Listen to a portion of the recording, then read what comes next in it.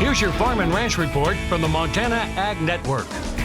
Well, good Wednesday morning. As we take a look at our ag headlines here today, we see that the Interior Department did announce on Monday the implementation of revisions to the Endangered Species Act. Now, the Trump administration says that these changes apply to ESA sections which deal with listing and critical habitat, threatened species protection, and interagency consultation. The changes direct ESA listings to be determined solely based on the basis of scientific and commercial information and clarifies standards for delisting and reclassification. Now, while the sheep and cattle industries support the concept of the Endangered Species Act, they say these changes needed to be made.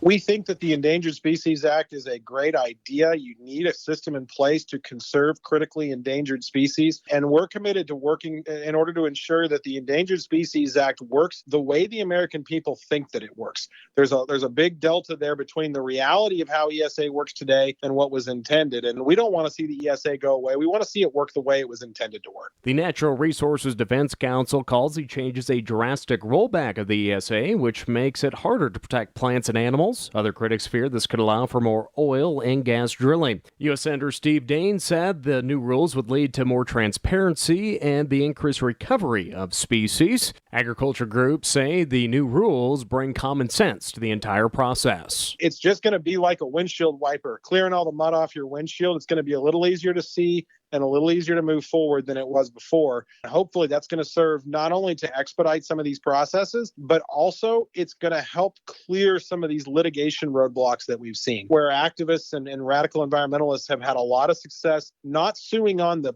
substance of Endangered Species Act policy, but on the process. That's really where they make their hay. That's where they make their money. That's where they have success gumming up the works in federal court, is little procedural issues inside the ESA. This rulemaking will serve to fix a lot of those procedural glitches and make the law work better. So ranchers will see that as well.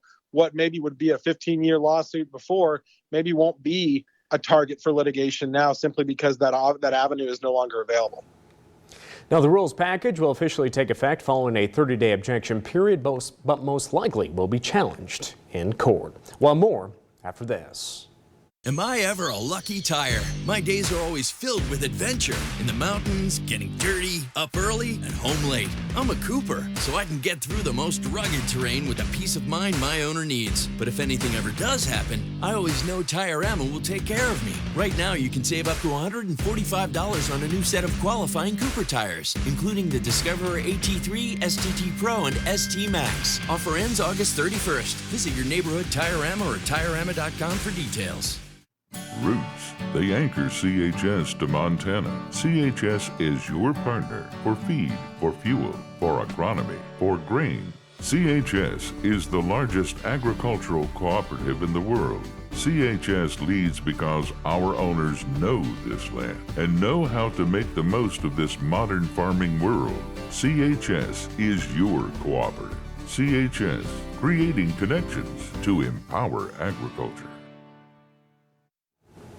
The August World Ag Supply Demand Estimate numbers are out for wheat, and they're a bit bearish. Total U.S. wheat production for 2019-20 was pegged at 1.98 billion bushels, up 5% from last year, but that's a significant increase from the July estimate of 1.92 billion bushels. As we look to the average yield, they're expecting 51.6 bushels per acre, up 4 bushels from last year. World wheat ending stocks were recorded at 285 million metric tons, and major exporter wheat production was only down 1 million metric tons from July, with modest drops of 1.3 million metric tons in the EU and 1 million metric tons in Russia.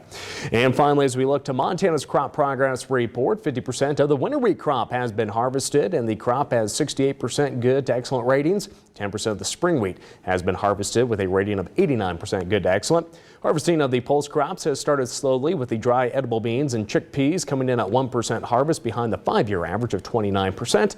And finally, an estimated 9% of the lentil crop is harvested, which is behind the previous year of 39%.